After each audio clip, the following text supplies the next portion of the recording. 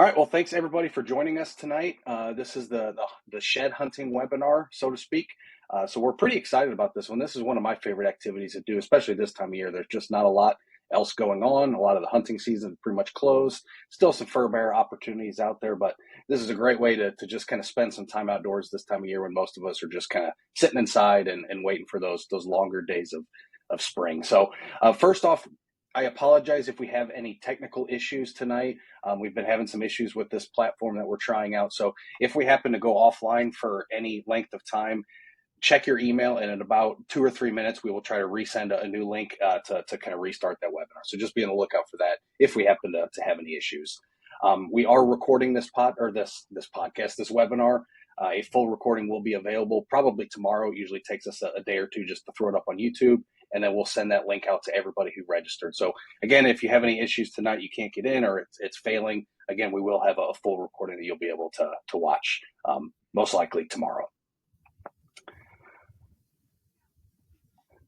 So we'll go ahead and get started. First of all, my name is Dan Stevens. I'll be one of the presenters tonight. And then we also have Curtis Twellman. Curtis, can you give a quick hello? Hello.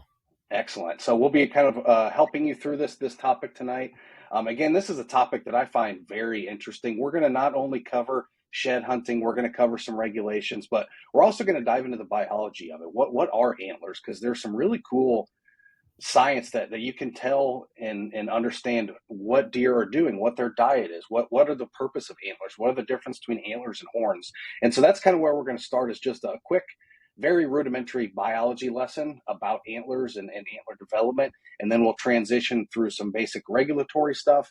And then we'll kind of conclude with the vast majority of the webinar tonight, focusing on how to find sheds, areas to focus on when you're out on the landscape. And again, what finding sheds can tell you. So Curtis, I'll kind of throw it over to you, and you can give us a quick rundown on the biology of antlers.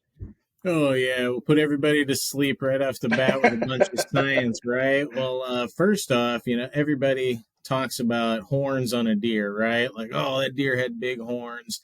Everybody says it. What's the difference, right?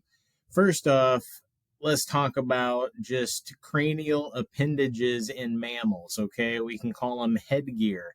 And these things generally occur in what we call artiodactyls, which are the even-toed ungulates. And yeah, I got chats that are popping up right in the middle.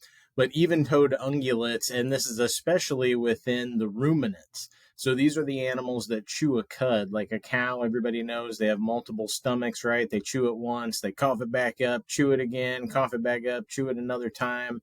I tell you, if I eat something good, sometimes I'm like, man, I kind of wish I could cough that up and eat it a couple more times. So that seems like a pretty cool thing. But anyway, these are the animals that have cranial appendages, and horns are on bovidae, which are cattle, sheep, things like that. These are things that do not fork.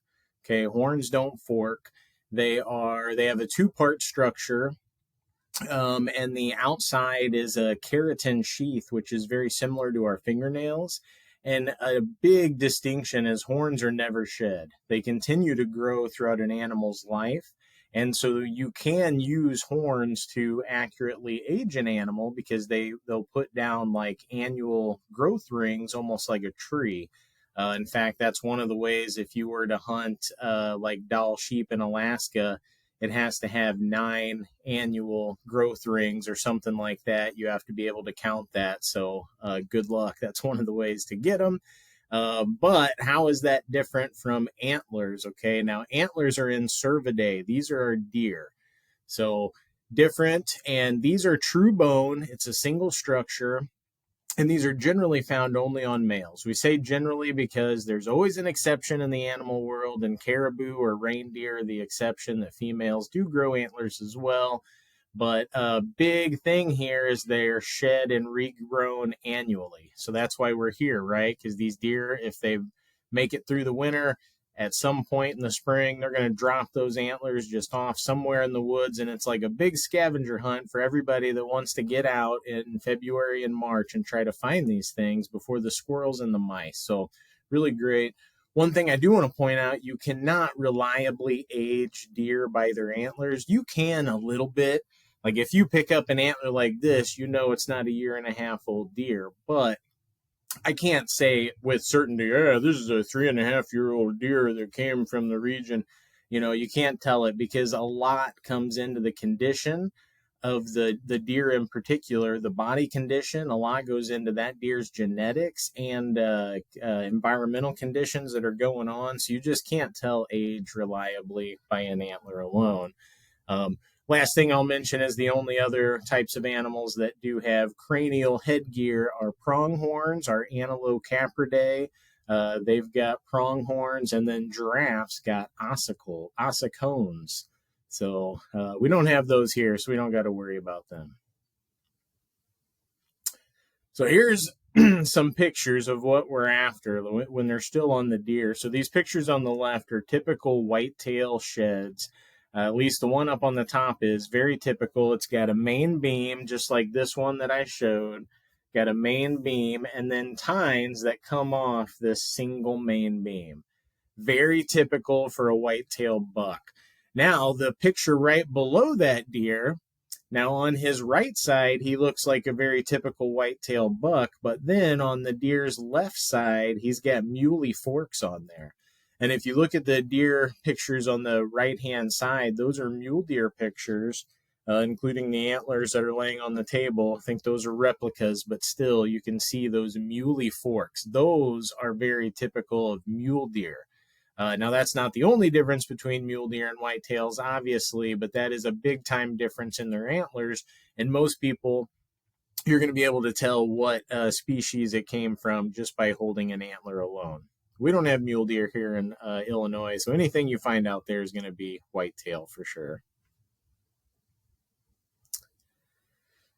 Okay, exceptions. We mentioned that before. We already talked about these. These are our speed goats, right? These are the creatures that evolved to run faster than our native Siberian tigers that we had here, and cheetahs and all kinds of stuff. So really fast. They're so fast they've outrun all the predators that we have in North America today. And we lost Dan and the thing, but it'll come right back up. We've lost all the predators that are fast enough to eat antelope or pronghorn today. So the only thing that really eats them, other than humans, of course, we hunt them, mountain lions. And that's because mountain lions don't chase them. They're ambush predators, so they just hide and wait for them to come. That's the only way anything can eat these things. They're so fast. But they have a very special horn or antler, whatever you want to call it. It's technically called a pronghorn, which is also what you can call the animal. But it's actually got a sheath, a keratin sheath that sits over that bony structure on the head, and that sheath is shed. So they're almost a cross between a horn and an antler. Pretty cool. Now, a little bit about antler development. Antler's just super cool thing. We're talking about some of the fastest growing tissues in all of the animal kingdom. They can grow as fast as like 1/2 inch per day at peak antler growth. So we're talking about major stuff here. And on top of that, it's such a cool thing. They're actually looking at the basically the stem cells that are used to regrow antlers each year, and trying to utilize those to help humans in the field of medical nanotechnology, which is pretty cool stuff when they're using like stem cells from antlers to try to grow teeth and regrow limbs and different organs in people. Pretty awesome stuff. But antler's pretty cool all by itself. I already talked about the main beam. One thing I didn't talk about is we've got the burr here, and below the burr, we've got the pedicle scar. So this comes off the part called the pedicle that's on the head. This is actually diagnostic for the deer. It's only per each side, but it's like a fingerprint. So the same deer at 1.5 will have a very similar pedicle scar at 2.5, 3.5, 4.5. Now it will get bigger as it gets older, but that fingerprint will be the same. So that's one way you can actually match antler sheds through different years up. Again, it doesn't work right to left though.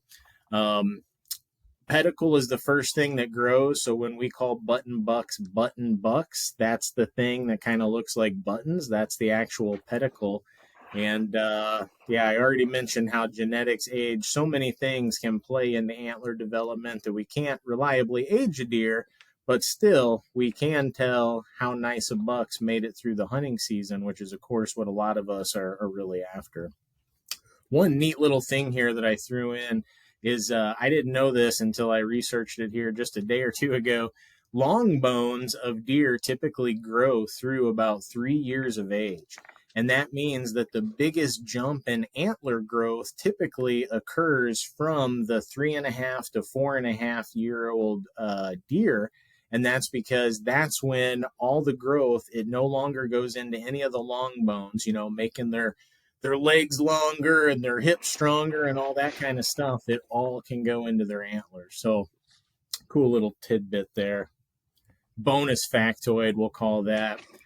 Now, what's the purpose of antlers? Now, these are theories. We don't know 100% sure, but we're pretty sure that it's a really good signal of male quality. So it's a good way for females to kind of quickly assess the health of their potential mate, which is important for them for that choice. And research supports that theory.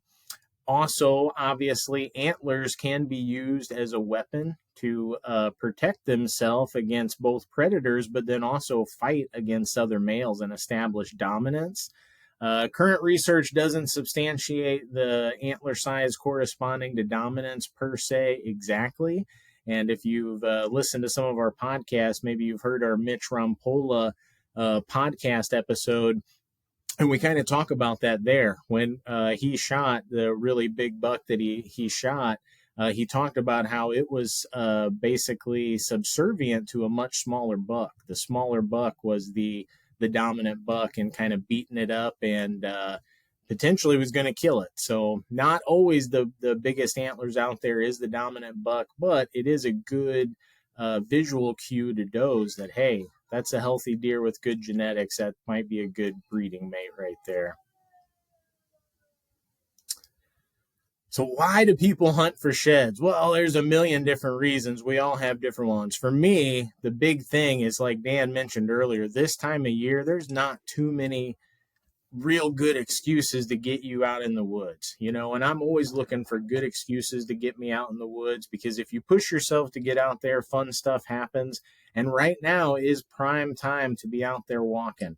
I mean, I bumped into somebody here a couple weeks ago already that had found 10 sheds.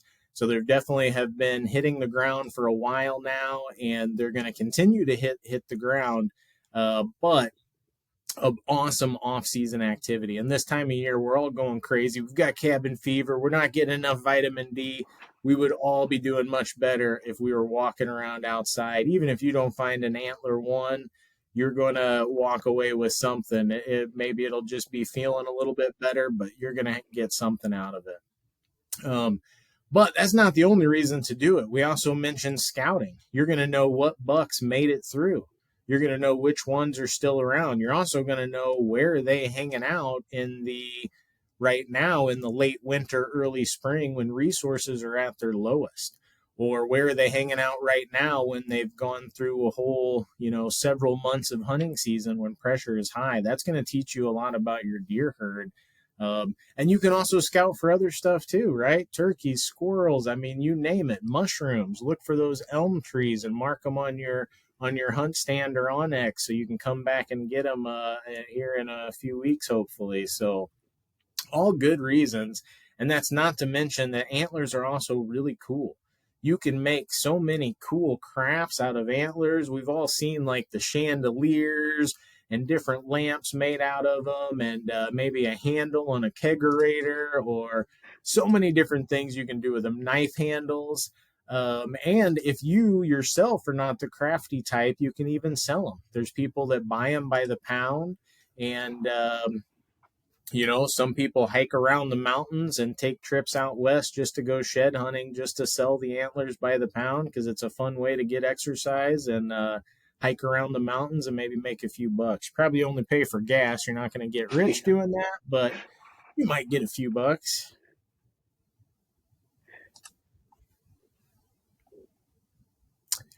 And they do not have the same pattern shape each year. That changes. So they can have some They can, similarities, like yeah. if a yeah, like if a buck has a like if he had a muley fork right here, maybe he would have a bigger muley fork in subsequent years because that was a genetic thing.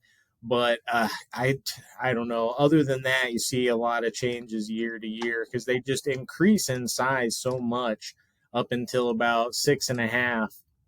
And there it's a toss up whether they're going to get bigger or smaller. So um, not exactly the same size and shape, but some tendencies may stick with them.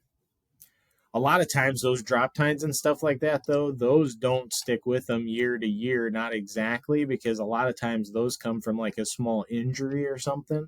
So that's not going to happen the same each year. But here's just a quick kind of cyclical. Right now we're in the, even though it doesn't I don't know if it feels like winter or spring, who knows, it's Illinois, the Midwest, this time of year it's a yo-yo, but we're at the time where the deer, what's called casting their antlers. So when they shed them, that's called casting them.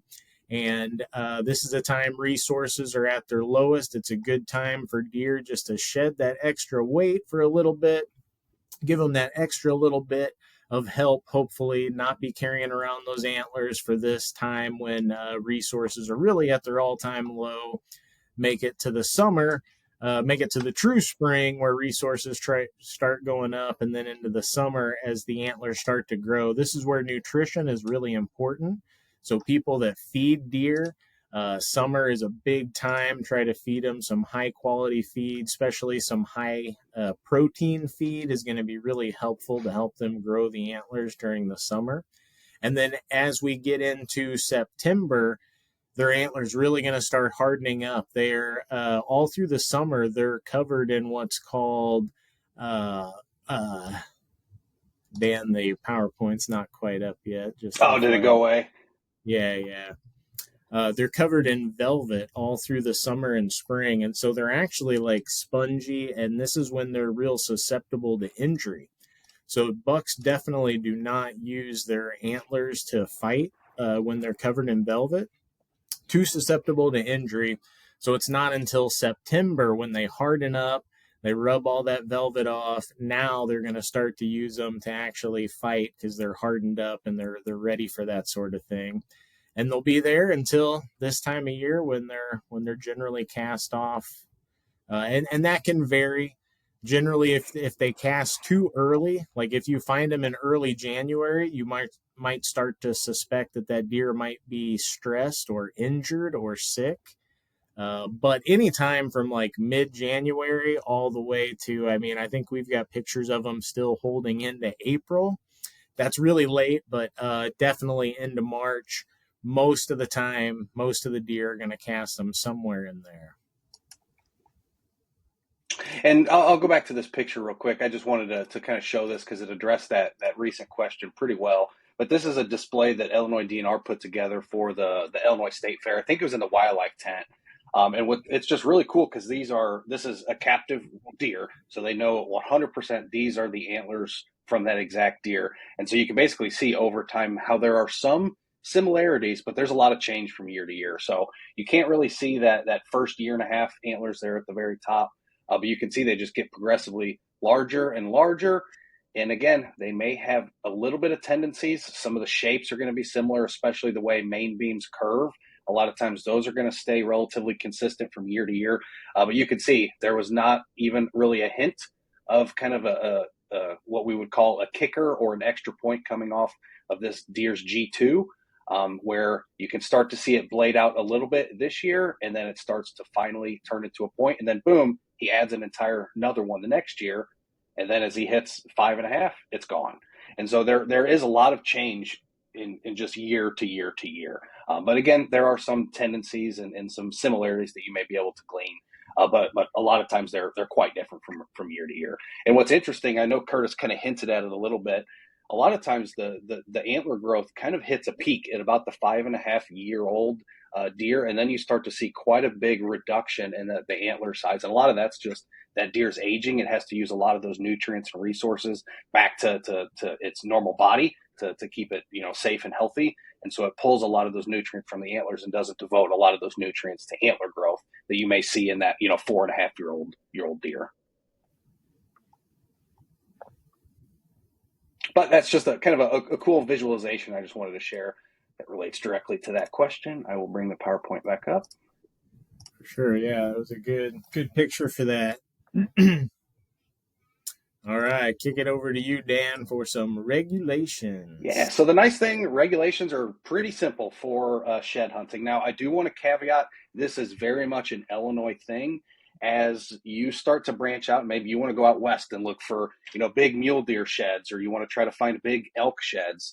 Shed hunting has gotten so popular in the past decade. Social media has just allowed shed hunting to just blossom, that a lot of these western states are starting to see an impact on where some of these big game animals migrate, where they spend their winter. So their wintering range is now being, just people didn't used to go out there in the winter, and now there's thousands of people looking for antlers. And so there are some states that are starting to develop a shed hunting season. So if you do happen to look outside of Illinois, just keep that in mind. Make sure you check those regulations out. But the big regulation we want to talk about here, sheds are pretty much fine to pick up legally. You don't have to get a permit for it. You can just go find them. The only regulation I want to really emphasize is there may be some sites that do not allow you to retrieve antlers. A lot of those are going to be your county parks. So a lot of the forest preserve districts up in, the Chicagoland area, even some of the forest preserve districts down near me in Champaign have basically you can't take anything off that site, and a lot of times that includes shed antlers. I also do want to emphasize some state parks that are managed by Illinois DNR are not legal to shed hunt, but if they're classified as a state fish and wildlife area, or if you're on private land, if you're on federal land, then you are good to pick up antlers as you deem fit. One that I always want to emphasize, because you will always seem to find one or two of these a year when you're out shed hunting, it's what we call a deadhead. So this is a deer that has expired and you're just finding the head with some antlers attached. Now, this is where a lot of personal preference comes in. It is a process. This is not something you can just find on the ground, pick up and take it, because how does a conservation officer know that you didn't illegally shoot that deer and you just left it out there and then went to pick it up? So there is a process that you have to go through to be able to retrieve and take a deadhead home. A lot of times it's fairly simple. It's just contact the conservation officer. I actually did this, it was probably 2 or 3 years ago was the most recent one. Because again, a lot of times, unless it's a really special looking deer, I don't necessarily want to deal with it because it's going to be nasty. You can see this one that I found still had quite a bit of hair on it, still some brains in there. So it was an ordeal. It wasn't just pick it up and throw it on the display. But I was able to just text a conservation police officer. And basically, he just asked, hey, can you send me a picture of exactly where you found it? So don't touch it when you first find it. Take a picture of it. Contact that conservation officer. Depending on the officer, they may want to come out and investigate it. Every time I've contacted them, they're like, okay, just send me a couple pictures and they'll send you a permit and then you're pretty much ready to go. So again, if you happen to find a deadhead that you're interested in taking home, make sure you approach the conservation police officer for the specific county that you're in. And again, normally they're very good at getting back to you. And the nice thing is there is a big kind of spreadsheet PDF on Illinois DNR's website. If you just go to the main website and click law enforcement, there's a giant button that says contact law enforcement, and it'll pull up a document that shows you every single conservation officer and what county they're in. It'll have their cell phone number as well as their email address. So it makes it pretty easy, but again, it does add to the overall process. So a lot of times I don't necessarily deal with it, again, unless it's something that's really unique or really cool, or maybe a deer that I had history with that I saw, then I might think about it a little bit more. We always like to include a little bit of vehicle collisions because we always seem to get this question when we're talking about antlers.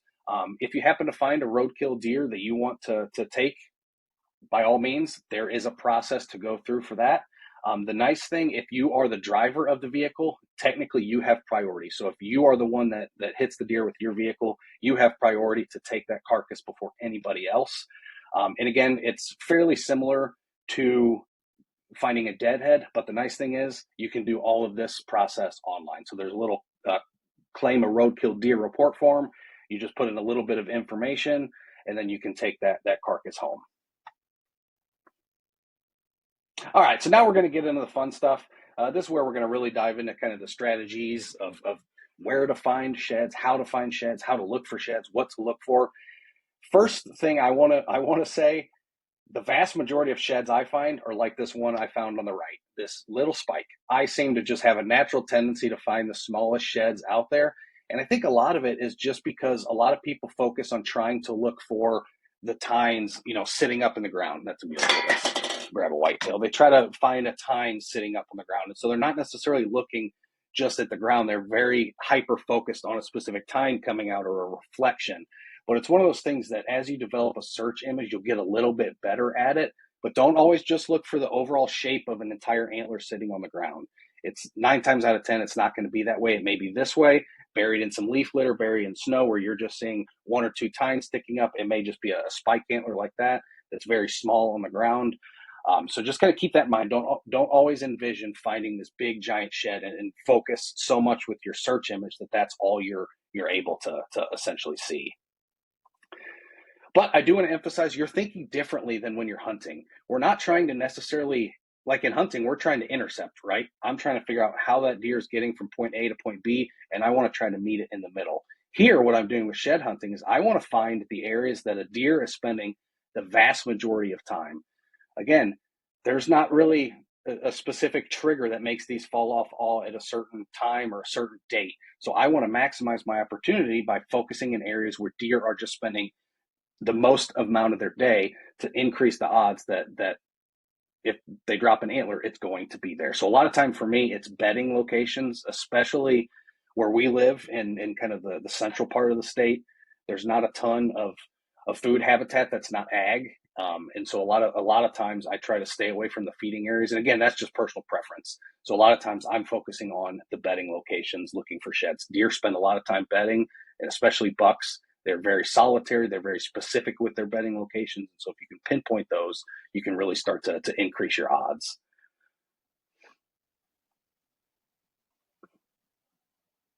I kind of hinted at this a little bit. Train your eyes.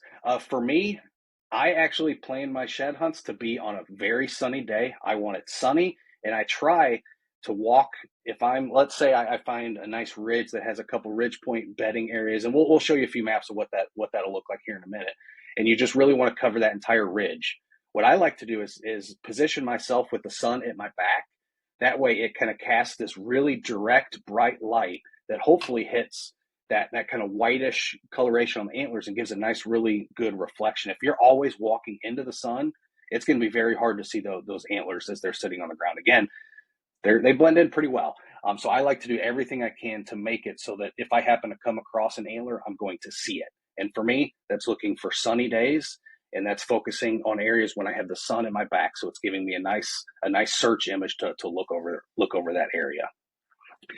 Everybody's got a little bit of kind of a different process for this. I personally don't use a ton of binoculars when I'm out shed hunting, but what I like to do is instead of just aimlessly walking through the woods, what I'm going to do is I'll walk 10 to 20 yards, I'll stop, and I'm just going to do what I like to describe as a zigzag with my vision, just back and forth, back and forth, back and forth, and cover the whole area that I'm looking at. I'll walk another 10 or 20 yards and repeat the process. And I do that over and over and over again. And for me, I found that not only does it force you to slow down and to look at things, but you get a lot better coverage. Because a lot of times, especially me, I'm very much when I'm walking through the woods, I'm looking up. I like to look at birds. I'm either looking up or I'm looking straight down. A lot of times I'm not necessarily looking out in front of me at the horizon. And so walking slow kind of forces me to do that a little bit.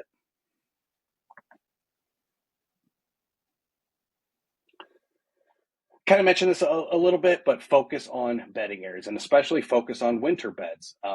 These are going to be a little bit easier to pinpoint, especially when looking at satellite and topographic maps, which we'll kind of go through in a little bit. My favorite places to look for shed antlers is usually the south side of a slope. The south side of a slope gets more solar radiation throughout the day. So it's got different plant communities, but what it also is it has a little bit of a different microclimate. So it's going to be slightly warmer than that north side. And so on very frigid days like today, I took my dogs outside this morning and it was, 1 degree. That's pretty freaking cold. Those deer were probably going to bed on the south side of slopes today, get that nice solar radiation, get in the sun and warm up a little bit. Where that north side of a slope is going to be very frigid. It's not going to get as much sunlight. It's normally going to be more exposed to the winds. So I really like to focus on the south or east facing slopes. And again, we'll show some maps to kind of pinpoint how to look over that here in a second.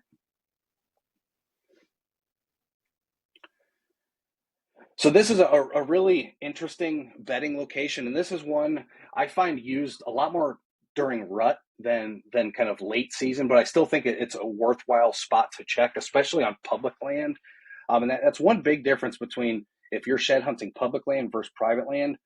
For me, if I'm hunting public land, I'm going to try to go to areas where I don't think other hunters are going. And that's kind of why earlier you probably heard me mention I don't necessarily like to focus too much on feeding areas. I find a lot of foot traffic in those feeding areas. Again, especially on public land, they're quite easy to identify, whether it's a food plot, it's standing corn, something like that. A lot of people are in those areas looking for sheds. So chances are, if one was already there, it's probably already picked up. And so I like to focus on the bedding areas that are a little more out of the beaten path. They're a little harder to get to. And a lot of times that just keeps a lot of the other pressure away. And again, if the deer are pressured in that feeding area over and over as people are searching for these antlers, it's probably going to change that pattern a little bit, but their beds are probably going to stay relatively the same unless, again, they're just consistently getting bumped off. But here's a good example of what we would call a ridge point bed. Now, one thing I do want to emphasize is when you're thinking about deer bedding, think of it differently between a doe versus buck bedding. They have very different bedding behaviors, but they also tend to utilize different areas because of those behaviors. So does very much are bedding in family groups. So you may find 10 to 12 does all bedding together. So they don't have to be as secluded in their bedding location as a buck will, because a buck, he's going to be bedding usually by himself. So he's relying on one nose, two eyes, and two ears. Where a doe bedding group, again, they have 12 sets of eyes, 12 sets of ears. They have 12 noses. They have all these different senses always on alert.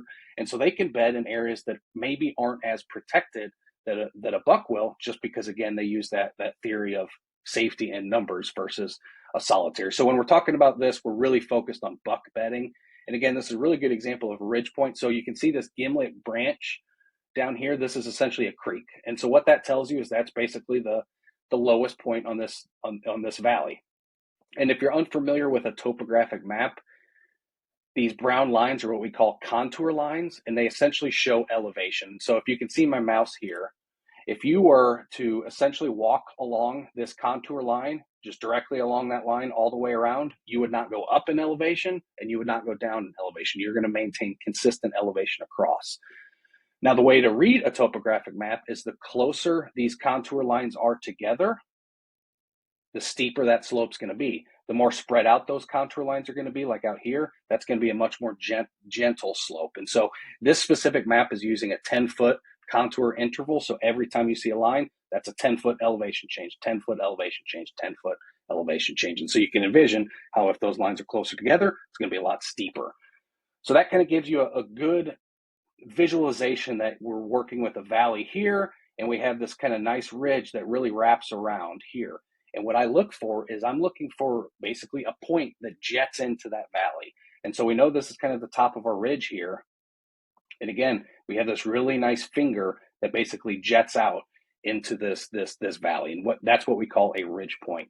Now, when a buck is using a ridge point bed, he's doing it for a couple different reasons. One, it allows him to visually look out and cover that entire valley. So he's normally going to face, if you can see this wind direction, the arrow's going this way, he is going to face with that wind coming directly over his back so that he can look into that valley. But anything that tries to sneak up behind him, whether it's a hunter or a predator, boom, he can smell them way before they get anywhere near him. So he's basically covered on all sides. And so this is a very safe and secure bedding site. One I like to hunt during rut, but again, it's definitely worth checking during shed hunting season because they will occasionally use some of these ridge points to bed. And if you look close, you can even see another ridge point essentially right here. So this could be another bedding location that he may use if the wind shifts completely west and is coming from left to right in the specific map. Because again, he wants that wind coming directly down his back. So then he's visually watching and listening what's in front, and he could smell anything that's coming from the rear.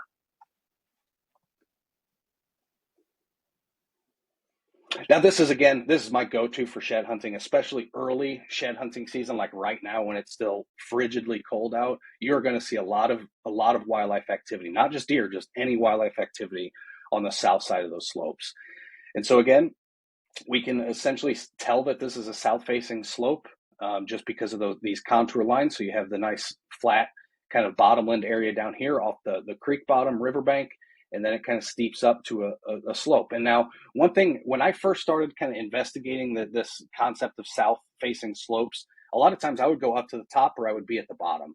In reality, what a lot of the research has shown where they will, GPS collar deer is a lot of times when they're actually bedding on the side of a slope, they're about 2/3 up. So that's kind of a good frame of reference for yourself when you're out there shed hunting on the side of a slope. Look about 2/3 up, and that's typically where you're going to find a lot more of that activity. But again, south-facing slopes are extremely productive this time of year. I love using south side of slopes late season deer hunting.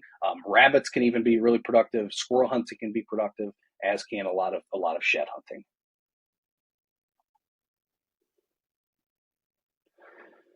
And now this is a concept that's a little bit different than south-facing slope bedding. And essentially what we're thinking about here is the wind direction, right? So if it's a normal temperature day, but just happens to be extremely windy, a lot of times you'll find deer bedded on what we call the leeward side of a slope. And so what that means is basically the wind protected side. And so if you're in an area that just has pretty much predominant wind directions, like where I live, we get a lot of winds coming out of the west. And so I can pinpoint on a map some of these slopes that just continually are on the leeward side of a slope, and I can target some efforts into there too. And again, I won't go too much into why deer are utilizing a specific bedding location like this, but what it does is it essentially creates a wind tunnel. And so we have this concept of a thermal, which is basically a rising column of warm air. As the sun comes up, it heats the surface of the earth. That creates these warm pockets of air that just continue to rise. If you're ever walking around and you see a bunch of vultures kind of circling, a lot of times they're in those thermals. They won't be flapping, they'll just be kind of locked, and they're just going to be flying in those thermals. And what those thermals do is not only is it bring these rising columns of warm air, but think about what that does to any scent molecules that might be on the ground. And so they can get, on these leeward sides and basically have a wind tunnel where the wind is coming over the ridge, and anything that's on the other side they can smell. Anything that's below them in the valley or in the whatever's below that slope, they can smell as that's basically being pulled up by these thermals. So again, very nice bedding area for bucks, but it's hard to focus on, especially for shed hunting, because again, we're trying to figure out where they spend most of their time. So for me, I like to focus on ridge points and south-facing slopes, and then if I'm not having a lot of activity, I'll try to find those slopes that just are often leeward locations where that they're wind protected, and see if I can maximize my opportunity there. Now this is a really good one, and the nice thing is this is very easy to find on a map: cedar thickets. And so depending on what software package you use, whether it's Onyx, whether it's HuntStand, there's all these different GPS apps that we as hunters can use on our mobile phones. I recommend looking into Google Earth Pro too. I don't know why they call it Pro. It used to just be called Google Earth. It's still free. You can download it on a desktop. You can also do it on mobile.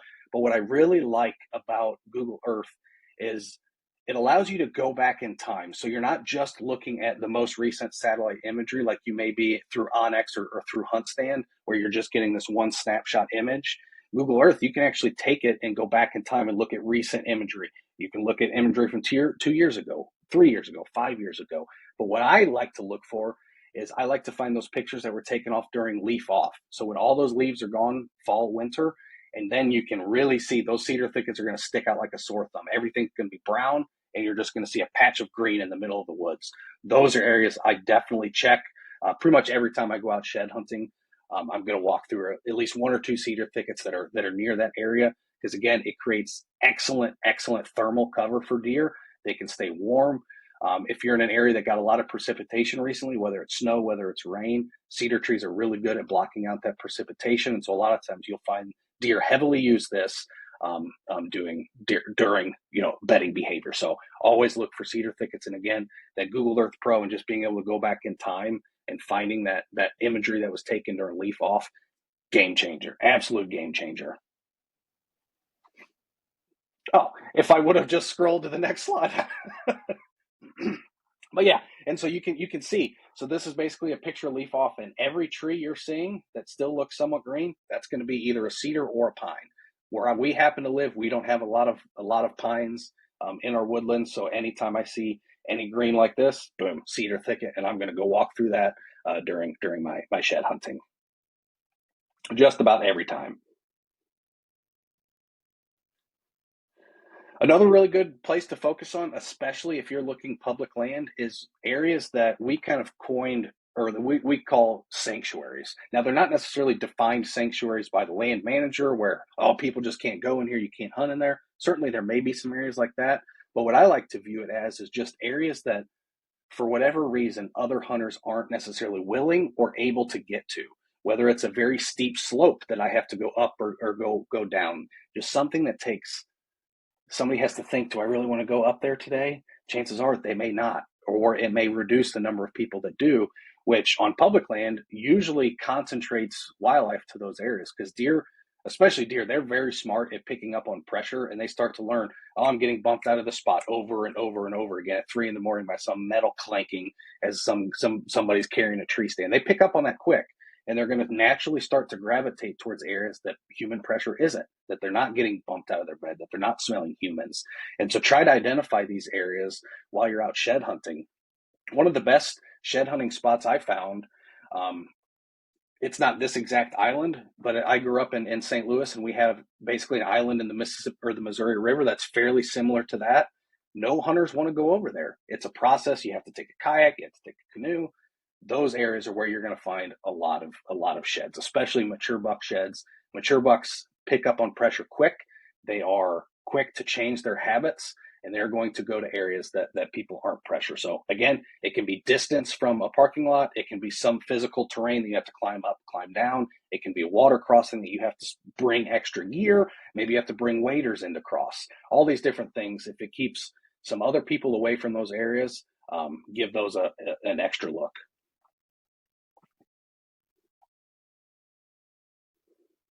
Now, this is one of my all-time favorite. I hate oxbow bedding for deer hunting, but I love it for shed hunting. And for deer hunting, it's very hard to hunt a buck that's bedding in an area like this because again, he's going to bed at the very tip of this oxbow.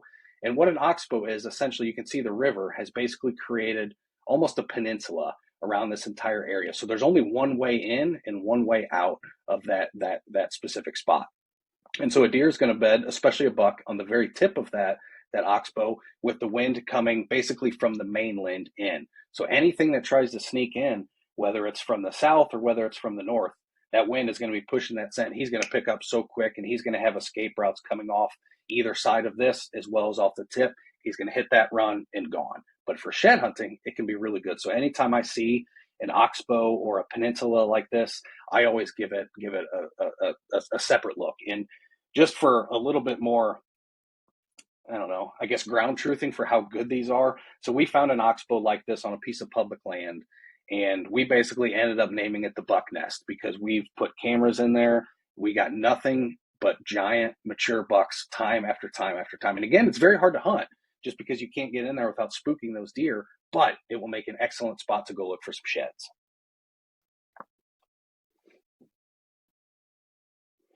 All right. So, Curtis, you want to talk to us a little bit about feeding areas? I know I just basically said I personally don't like to target feeding areas, but again, that's because I shed hunt a lot of public land. Yeah, and I mean, I'm the same as you, but it is nice to target bedding areas close to feeding areas that are being used late in the winter. So if you can find the, because that's different feeding sources than they're using the rest of the year, right? They've probably done eaten the corn and the soybeans, all gone. They're gone. The acorns have either been eaten or they're rotten at this point. So those things are mostly gone. Now, if somebody's got a big field of standing corn, like maybe it got damaged by the weather, so they didn't put it down, maybe there is still some corn there, and the deer are really piling into it. Sometimes winter wheat, if you get some nice green shoots at a time when it's hard for them to find anything tender and green, can really cue in on those areas. Also, like turnips or radishes or beets or anything that grows under the ground that's persistent, that small animals just really can't eat. this time of year, really big, huge herds of deer can get concentrated on a good food source if it is a really good food source. And so, like Dan was mentioning, you may not particularly find the sheds in the actual food source. I mean, if they are in there, great, because guess what? If it's like a winter wheat field, you can stand in one place with binoculars and probably check most of the whole field without even moving. Awesome. But if you're on public land, the first person that does that is going to find all the antlers, right? Um, so most of your antlers, most of them are going to be found in the bedding areas. But if you can find these really hot late winter feeding grounds and then find bedding areas close to those, you might be on the right ticket now, huh?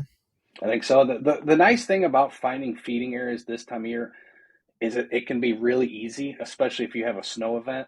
Like if we would have done this webinar a couple days ago, and we still had a decent amount of snow on the ground here, I would have basically said, go look for a food source tonight. Because what you can really do is it gives you a real life, basically snapshot of deer activity that happened within the last, whatever the snow, if the snow came last night, all that deer activity was since then.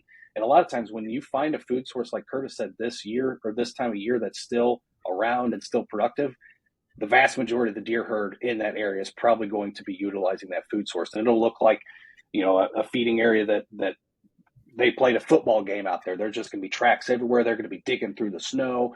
And so a snow event can be really good at just trying to pinpoint where those feeding locations might be.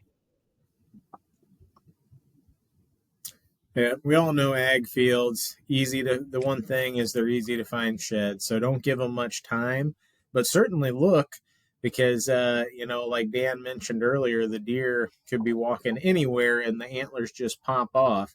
Which one thing I will mention of that, I did find some studies where in captive deer, they do find that the same particular deer tends to shed at the same time of year, almost within a week every year.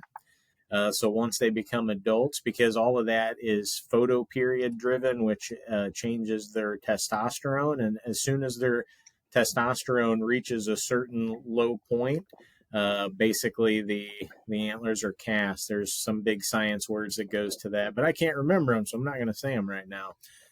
But that's all we got to say about ag fields. They're easy to spot, look through them, but don't spend your time walking row to row in there. It's not worth it.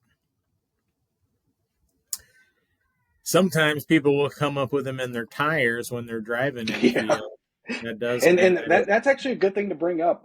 Some of my best shed hunting has been getting private land access just by talking to a farmer. Because, like Curtis just said, these things are sharp. They can pop a tractor tire pretty quickly. And so, a lot of times, farmers are absolutely willing. Yeah, please go look through my fields. Please go try to find some sheds. And maybe that's a way you can develop a relationship with that landowner to where maybe you get to deer hunt it the next year, maybe 2 years down the road, whatever. For sure, yeah. And so this picture, it looks like it's in like bean stubble or wheat stubble or something real easy to see. But if you do have actual corn stubble that's got some height to it, that can make it incredibly hard to spot antlers. So those areas could be worth walking through, especially if it's corn stubble that still has some food in it late in the year, so the deer are using it. So this is a good time to bust out your onX or hunt stand maps, or even lay down a track on Google Maps or something, just so you can keep track of where you've been and where you haven't been, so you can try to cover that whole field, because they could be real tough to see with that stubble. They kind of look like a bunch of pieces of corn stubble, don't they? And another really good field to look in that is darn near impossible to find sheds are prairies. Prairies, again, oftentimes contain sheds. They're very commonly used as bedding areas. The challenge is finding an antler laying on the ground in 6-foot tall prairie grasses can be quite the challenge. But what I have started doing is, if you get some notification or you start seeing a bunch of smoke near the area that the public land or whatever that you're interested in shed hunting, go out there the day or two after a burn. If I actually go back through this PowerPoint, I'll just do it really quickly. Antlers don't burn in a prescribed burn. Those fires are so quick. This antler on the left, you can actually see just a little bit of kind of tinging here on the top. I found this one in a burned prairie. It had been burned. Nobody saw the antler just sitting there on the ground right plain is easy to see. So don't avoid prairies. They're hard to find sheds in. But if you can get out there after a prescribed fire is conducted, they can be pretty easy to spot. Yeah, and we don't need to spend much time on this slide, but we will just mention there are some food sources out there that when food sources get really low, they will start to eat some strange things. Maybe that's hedge apples. Maybe they'll just start eating buds off of trees. Maybe they'll start eating pine needles. Right here, these are locust pods. This is another food that holds on to late in the year. It must not be their favorite because they don't seem to really be going crazy for them early in the year. But right now, when resources are low, these commonly get eaten by deer and squirrel and whatever else can get into them. Now, transition areas. So we talked about the bedding areas being probably your primary spot to spend most of your time, especially bedding areas near really good late winter, early spring feeding areas. But don't forget about the transition areas too between them. You got to spend time in there because this is the deer moving back and forth each way. And even though the deer antler actually casting off is testosterone, it's hormone driven, which is driven by photoperiod, them moving around is going to help jostle those things and help them to fall off. So definitely always check these out. And this map is one of our best little pictures of a great little area. You can see Dan already kind of taught you a quick lesson how to read the contour map here, but you can see just by the slope of the land, any deer that's in that bedding area that wants to go to that feeding area has got to cut right through that small little area. So it's a good spot for a stand. It's also a good spot to walk back and forth zigzag and cover all those trails and look for any antlers that may have been cast by deer moving back and forth by those two high quality areas. So definitely check those out. Check out your pinch points, all that stuff. Plus, it's good for scouting purposes anyway. Absolutely. Now, edge species. So just like when we're hunting, we want to stick to the edge. Same way here. So main thing is like shed hunt in the same areas that you would want to scout. And edges are big time. Any areas where two or more edges are coming together, great spots. Always check those out. And like I said, even if you don't find a shed, you are scouting for next year. You're building up your information on this deer herd, which is going to make you hopefully a more successful hunter. And at least it hopefully will be enriching and be fun for you too. So fence lines are always good. Creek crossings, anything like that hems them down. Always check them out. And especially we've heard fences are productive for, I mean, ever since I started getting into hunting, 20 or so years ago, it was always check fence lines, check fence lines. And the theory is, well, if that antler is very close to shedding and it's basically just hanging on as that deer jumps the fence, it creates a little jostle and that can get the last little bit to fall off. So that's kind of a lot of the reason people, if you read the old hunting magazines or old forums, you'll see a lot of people walk the fence lines. Obviously, like Curtis said, it's huge for just edge habitat, but also the theory is that it may jostle a fairly loose antler and finally be that last little to get that antler to finally cast off. Yeah, then you can get lucky and maybe find two right together too, which doesn't happen that often. It seems to happen more with the really young bucks. They cast them very close together, but the older bucks, it's there's just more tissue there. So I think I read a study out of Nebraska, and it was something like 400 to 600 meters apart between the two cast sheds was average for adult bucks. So not close together. It's not easy to find a matching set, that's for sure. But I tell you, this is one good way to make sure you're covering all your area instead of just walking out there wandering aimlessly like an old mushroom hunter. Get out your map and track your progress, and that way you can make sure you're covering new virgin ground, and you also make sure that you're not missing anything that's really prime habitat that needs to be covered. And always big shout out to our partners, Hunt Stand and Onyx Maps, especially Hunt Stand. They've been been a partner for us for hunt camp since the beginning, and hey, it's a great mapping service to kind of go out there and keep track of all the sign you see and keep track of your shed hunting efforts too. Now, if you do have a dog that you like to get out with, why not train them how to find a shed? A lot of people are doing this. The guy I mentioned before that found 10 sheds a couple weeks ago, it was because he has a shed hunting dog. So he's got it on easy mode, right? You remember the game Genie on Nintendo? Well, that's what that is. If you train your dog to find your shed, it's you got it on easy mode. You don't have to walk. You can just stay on the trail, let your dog run around. But this is getting really popular. A lot of different species of dogs can do it. Basically, any dog that'll listen to you can do it. You just got to teach them a few things, teach them that antlers are fun, and teach them that running around in the woods is fun, and teach them how to bring things back to you and give it back to you. And hey, there you go. You've got a shed hunting dog. And as far as training, just some quick little points. They do sell like fake antlers that are a little bit softer so they won't hurt their teeth while they're getting used to picking up something hard.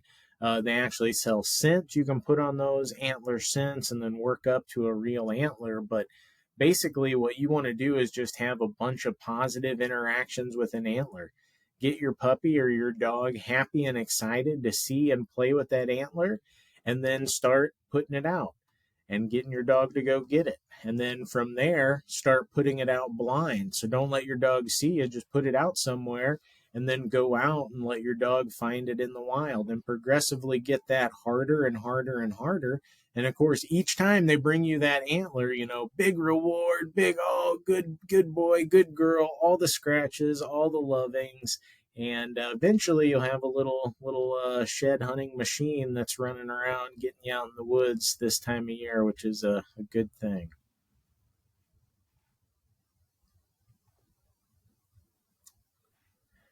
And yeah, we kind of already went over a lot of this, but yeah, basically once your dog will listen to you, keep it positive with the antlers, and then just kind of slowly hide them in harder and harder spots, and eventually you'll get a good shed hunting dog, hopefully. Or if not, you'll have fun trying. Yeah, Whatever. I would say it's probably by far, if you just want to get a dog and get your dog out there with you and start to hunt with it, this is by far the easiest. It's way easier than learning how to retrieve, learning how to if it's a pointer to point to pheasant hunt, all this to rabbit hunt. Good grief, it's a process. This is pretty manageable for a lot of people, and it's not one of those things that you have to devote an immense amount of time, day after day. When you're training an upland dog, you're working with that dog a couple hours every day, maybe a couple hours every week, depending how old it is and how productive you want that dog to be. This is something you can do in your downtime. You can do in the off season and have a lot of fun. This is a great activity. I personally don't have any kids, but we took my brother, his son and daughter out and worked with their dog, and they had the best time just taking that dummy antler, throwing it, letting it made the whole day worth it. So it's a great activity to get your kids outside, get your dogs outside.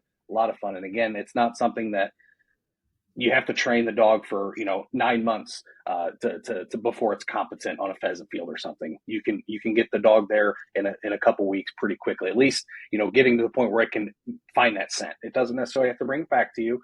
If you can just get it to find that scent, you can have a lot of fun with that. Ethics. This is a good one. The biggest thing I think with shed hunting, and we've mentioned this already, is that this is the time of the year where resources are at their lowest. And right now it's cold. Dan mentioned 1 degree this morning. It's cold out there. Resources are at their lowest. So a whole bunch of us walking through all the areas where deer are spending all their time every day, day in and day out, has the potential to impact their survivability in the winter. So, if this is like a piece of private ground and you're just going out there one day sporadically here or there, probably not a big deal. But on public land, it could get to be a big deal. Luckily, we haven't had like the type of winters that are so harsh that we've had like winter kill in Illinois. Occasionally, like Wisconsin, Michigan, Minnesota, those states will actually get a winter kill. Not all the time, but occasionally. So we haven't had to deal with that, but definitely something we want to keep in mind. You don't want to go to the same spot every day over and over hiking, looking for sheds. It's not worth it to put your basically your whole herd's health in jeopardy just to try to find the shed. So try to focus your time, spread them out a little bit. I know public land, anybody can go out there, but later in the year is always better if you're worried about it, because once resources start becoming more available, now it's no longer as much of an issue. You can bump the deer around a little bit, and guess what? They've got a bunch of stuff to eat, and it's not 1 degree. It's probably a little bit warmer than that, so they'll probably live. Of course, always pack in, pack out, never leave anything. And definitely, I'll add to that to say bring a bag, and anything you find that's trash that you can safely pick it up and get it out of there. And who knows, maybe that will make the woods as a whole more happy with you, and they'll help guide you to all the big sheds, by some kind of crazy message that you can't hear, but it speaks to you by the wind, or some Pocahontas stuff. I don't know, but it's always good to pick up trash. And if you are on private land, that's the best way to retain that permission forever. If a landowner ever sees you walking out with a bag of trash, like, he will never take away that permission from you, because like that's just the most respectful thing you can do. So always good to do that. Now, we do got some other events coming up, so I'll let you know if you are interested in turkeys. We've got that coming up, obviously, in the spring. We've got a whole slew of in-person in Learn to Hunt Turkey 101 workshops all around the state. So no matter where you are in the state of Illinois, there's probably one of those close to you. I won't go through the whole list because there's a bunch of them there, but they're all in the month of March. After those, we're going to have 3 webinars that are basically kind of increasing in difficulty, so to speak.